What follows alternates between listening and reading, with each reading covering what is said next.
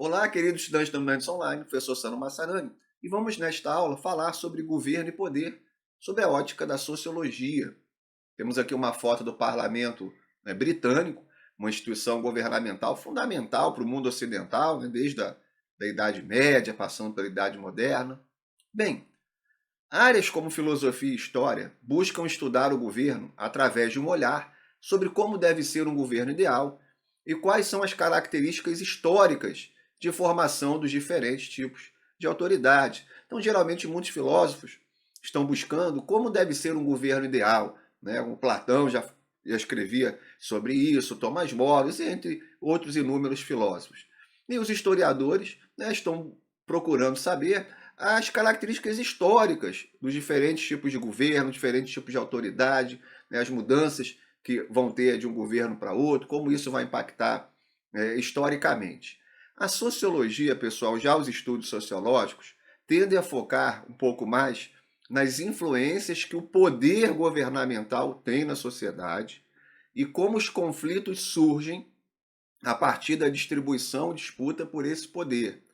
Também a sociologia tem uma ênfase sobre como o uso desse poder interfere em questões locais, nacionais e globais.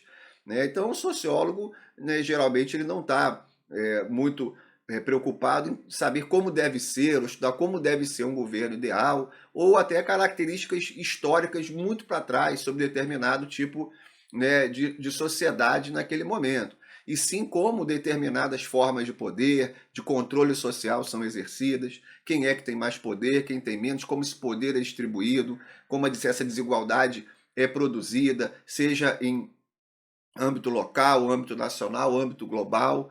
Então são óticas diferentes aí, lógico, cada ciência humana vai ter um olhar diferente sobre o mesmo tópico. Bem, vamos definir então poder, principalmente aqui com a definição do Max Weber. De acordo com Weber, pessoal, o poder é a habilidade de exercer e impor a vontade de um indivíduo ou instituição sobre outros, e afeta tanto relações pessoais quanto relações de maior escala, como corporações e governos. Então, basicamente, poder é isso: exercer e impor a vontade. Quando o indivíduo impõe a vontade sobre o outro, ele tem poder, e quando uma instituição impõe vontade sobre o outro, essa instituição tem poder. Então, a definição clássica do Weber, que é muito usada na sociologia e para as provas de vestibular, é muito importante. É a definição geralmente usada nas provas, ok? E autoridade, o que seria? Refere-se ao poder aceito, ou seja, o poder que as pessoas concordam em seguir. Podem concordar de boa vontade ou são, de certa forma, obrigadas a seguir, não tem muito o que fazer, mas elas seguem aquela autoridade. Para Weber, existem três tipos de autoridade: tradicional, carismática e legal racional. Vamos analisar então agora esses três tipos de autoridade. Lembrando, pessoal, autoridade muitas vezes pode ser aceita, tá, de boa vontade, ou aceita de forma obrigatória. Se você não aceitar, você vai sofrer sanções negativas, sofrer as consequências, sofrer temos uma aula sobre a questão do desvio, controle social, que se associa um pouco a essa questão de governo e poder. É importante que vocês assistam também essa aula de desvio e controle social. Bem, vamos falar sobre os tipos de autoridade. Autoridade tradicional é o tipo de autoridade que é aceita e legitimada por causa do tempo que já está estabelecida. Você obedece porque já está há muito tempo aquela autoridade ali, está consolidada. Botei aqui, por exemplo, a imagem do Papa. Mas uma monarquia absoluta, a monarquia também é tida como autoridade tradicional. Há séculos é o rei ou a rainha que governa, então vamos seguir, ok? Então essa é a autoridade tradicional, vem para do tempo. Temos a autoridade carismática, é o tipo de autoridade que as pessoas aceitam, pois são atraídas pelas qualidades pessoais de um líder. E esses líderes podem ser heróicos, assim como ditadores ou tiranos. Então eu botei aqui, por exemplo, Napoleão, que vai exercer uma autoridade carismática. Hitler e Mussolini, o nazifascismo, é uma autoridade carismática. Nós temos o Gandhi, que vai defender a desobediência civil na Índia, uma rebeldia sem violência, também é uma autoridade carismática. Repare então que os mais diversos espectros ideológicos, né, nós temos aí dentro dessa classificação de autoridade carismática, né, que a pessoa ela vai seguir, né, o determinado líder porque ela acredita naquele líder, acredita naquelas qualidades, acredita no discurso do líder e no que ele defende, ok? E temos aqui a autoridade legal racional. É o tipo legal na questão de lei, né? O tipo de autoridade legitimada por leis, regras escritas e regulações. O poder, nesse caso, está mais concentrado em um sistema e não necessariamente em uma pessoa. Eu botei aqui, por exemplo, a imagem, né, de um livro que tem a Constituição do Brasil, de 1988. Geralmente, as democracias, elas são a democracia vai seguir esse tipo de autoridade legal racional, vai seguir a autoridade das leis, ok?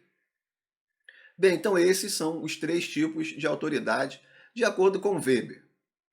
Vamos falar agora dos tipos de governo. Bem, temos a monarquia. Qual é o tipo de governo da monarquia? É o tipo de governo onde uma única pessoa governa até a sua morte ou renúncia. Geralmente o monarca chega ao poder através de questões hereditárias, né? Vão passando de pai para filho.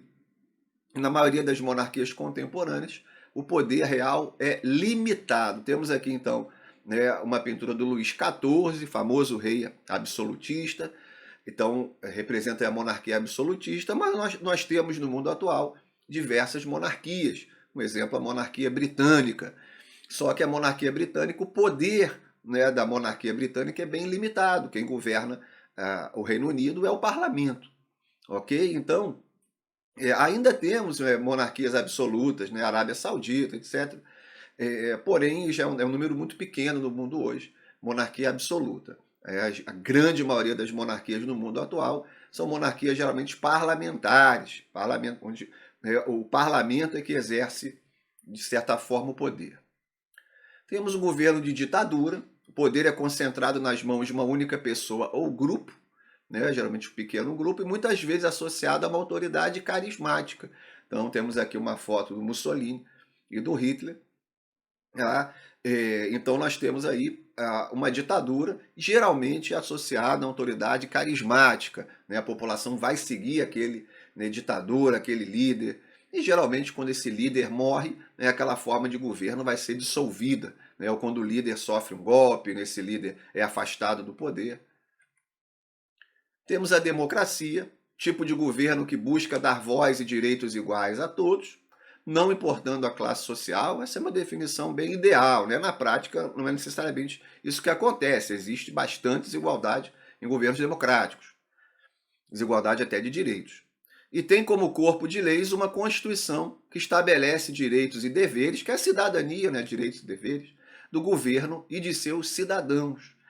Ah, então, temos a maior parte das democracias, hoje todas praticamente, são democracias representativas, onde as pessoas votam nos seus representantes. Né? Não são os cidadãos que votam na lei. Né? As pessoas elas votam em representantes políticos. Então, a democracia representativa. Na Grécia Antiga, em Atenas, nós temos a democracia direta, onde o cidadão, desde que fosse homem, não fosse escravo, nem estrangeiro, enfim, era bem limitada, de certa forma, a democracia grega, era uma democracia direta, onde o próprio cidadão ele votava na lei e ele também poderia propor leis. E temos aí a oligarquia. Na oligarquia, pessoal, o poder é concentrado nas mãos de poucos, geralmente uma elite. Para alguns pensadores, muitas democracias do mundo atual seriam, na verdade, oligarquias. Eu coloquei aqui a foto do Vladimir Putin, o líder russo, conversando com um oligarca, um bilionário. Com o fim da União Soviética, há um sucateamento da União Soviética, o sucateamento da Rússia, e aí nós vamos ter aí diversas pessoas se tornando milionárias, bilionárias, né, a partir do colapso da União Soviética e exercendo um poder muito concentrado. Então a Rússia hoje seria, né, um ótimo exemplo de um governo, né, que a gente poderia dizer que é uma oligarquia, com a democracia muito limitada. Alguns pensadores, inclusive, falam que os Estados Unidos está caminhando para ser uma oligarquia, onde nós temos, por exemplo, empresários, né, de alto escalão da Bolsa de Valores, empresas as grandes empresas de tecnologia, e que então os Estados Unidos estaria sendo controlado por uma oligarquia. Na verdade, há uma discussão também importante dentro da sociologia, da ciência política, né, de que o voto, né, das pessoas não tem muita mais diferença nas decisões políticas, que as decisões políticas feitas por aquele pequeno grupo de representantes muitas vezes são decisões alheias ao interesse da população, que não refletem o interesse da população. Então, essa discussão vai pelo caminho dessa definição de oligarquia, ok? Bem, vamos falar agora de perspectivas sociológicas e governo. Nós temos uma aula só sobre as perspectivas sociológicas, é importante que vocês assistam. Vamos lá, como que o funcionalismo, a perspectiva funcionalista vê o governo? De acordo com essa perspectiva, é função do governo planejar e gerir a sociedade, atender necessidades sociais, manter a lei e a ordem e participar das relações internacionais. O governo tem como função regular o conflito e estabelecer normas. O funcionalismo está muito preocupado na questão da coesão social, da estabilidade. E é função do governo, né, manter essa estabilidade, manter a ordem, minimizar, né, o conflito. Pode sim o conflito, muitas vezes o conflito vai acontecer, mas o governo ele tem que minimizar esse conflito, estabelecer normas e leis, ok? Muito diferente é a perspectiva da teoria do conflito. Sob essa perspectiva, o governo deve ser analisado a partir de como seu poder gera desigualdade social e quais mudanças devem ocorrer para se ter um governo mais justo dentro do contexto da luta de classes. Então, na ideia da teoria do conflito, que é uma disputa entre os diversos grupos sociais por recursos limitados, o governo teria aí uma boa parte desses recursos e por isso ele vai gerar muita desigualdade. Então, na teoria do conflito, uma das análises é como fazer o governo ser mais justo, seja através de revolução, seja através, né, de ideias mais democráticas, né, de analisar como essa desigualdade governamental opera, né, no âmbito da sociedade. Ok? E para o interacionismo simbólico, a perspectiva interacionista está interessada em um olhar micro em relação ao governo, no aspecto mais individual da política, de como as interações individuais se desenrolam entre os pequenos grupos que tomam as decisões. Então, o funcionalismo e a teoria do conflito é macrosociologia, enxergam o governo num olhar muito amplo, ok? O interacionismo é microsociologia, interação face a face. Então, não vai analisar aqui o governo de forma ampla, mas sim os políticos, como as decisões são tomadas, o que acontece atrás das portas, os lobbies políticos, as pressões, os interesses individuais agindo. Né? Então, a perspectiva interacionista ela está muito preocupada com essa questão face a face da política, ok? Então, são olhares bem diferentes. É importante que a gente analise sempre a partir até desses três olhares, porque a gente consegue ter uma perspectiva um olhar mais completo, né? Quando a gente junta essas três perspectivas. Bem, e para a gente finalizar, pessoal, vamos falar sobre o conceito de esfera pública a partir do pensador alemão Habermas, né, o Jürgen Habermas, que é um sociólogo alemão ligado à chamada Escola de Frankfurt. A gente fala também um pouquinho da Escola de Frankfurt, na nossa aula de mídia e tecnologia, e que desenvolveu o conceito de esfera pública. O que seria a esfera pública, né, para o Habermas?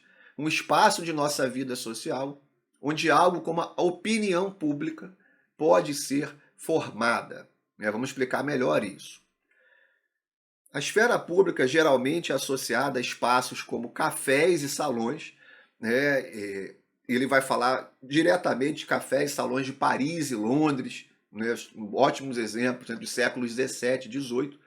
E aí a esfera pública se estabelece em locais de debate, onde assuntos de interesse geral podem ser discutidos, avançando o processo democrático.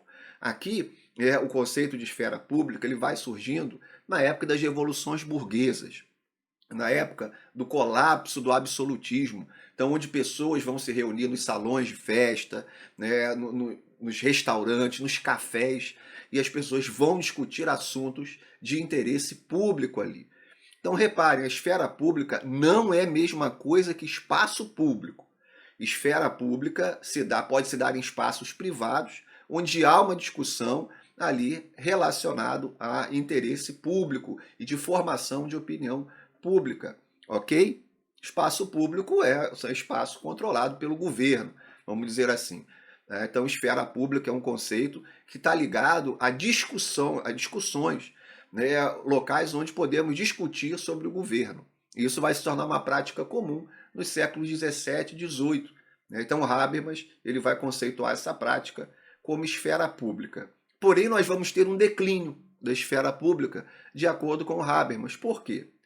Porque nós vamos ter, com a ascensão do capitalismo, né, voltado para o consumo cultural massificado, a ascensão desse capitalismo provoca o declínio da esfera pública e o colapso do debate racional crítico. Porque a opinião pública, pessoal, não seria mais formada a partir de discussões racionais, mas sim através de manipulação e controle, como acontece na publicidade e propaganda. A escola de Frankfurt está muito relacionada à questão da mídia de massa, de indústria cultural, né, da massificação cultural, de como as massas elas vão ficar conformadas com a situação que vivem, de certa forma sendo controladas por essa publicidade, propaganda, pela questão da indústria cultural, da música, dos filmes.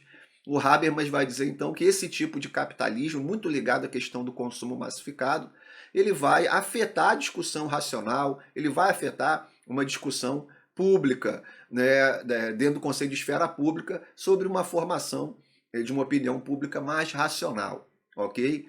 Então nós temos aí dentro da escola de Frankfurt uma crítica muito forte ao capitalismo do consumo, capitalismo da mídia de massa, e tem caído bastante em prova, prestem atenção. O Habermas ele também defende que para um conhecimento ser válido, deve existir na democracia, né, no discurso democrático, um diálogo livre e aberto, gerador de um consenso. Esse conceito é muito importante. Algo que com as características do capitalismo atual é severamente limitado. Então, o que o Habermas vai dizer? Que a democracia é um espaço onde existe conflito. A democracia é um espaço de opiniões diferentes. Faz parte. Tá? O que deve acontecer? Essas opiniões devem entrar numa espécie de acordo, de consenso, com um diálogo livre e aberto. Então, esse conceito de consenso é muito importante. O que é o consenso, pessoal? O consenso não é necessariamente você concordar com o outro, mas chegar ali a um equilíbrio, a uma aceitação, tá? Para poder ter uma democracia mais sólida. Né? O Habermas estuda muito a questão também da cultura, como uma cultura de elite. Ela muitas vezes se sobrepõe a uma cultura de classes menos favorecidas, e isso influencia também na qualidade do diálogo, onde muitas vezes as classes menos favorecidas não têm força, né, na questão desse tipo de diálogo. Então é bem interessante isso. Tá? Então tem aparecido em prova nos últimos anos a ideia de que o consenso é uma das formas, né, de solidificar uma democracia. Bem, pessoal, espero que vocês tenham aprendido bastante. Né? Nós vimos na aula o conceito de poder, o conceito de autoridade, os tipos de autoridade, tipos de governo. Falamos também do Habermas, da esfera pública, falamos das perspectivas sociológicas, como cada perspectiva analisa o governo. Espero que vocês tenham aprendido bastante e que tenham aí bons estudos, e eu aguardo vocês na próxima aula. Sempre um prazer estar com vocês.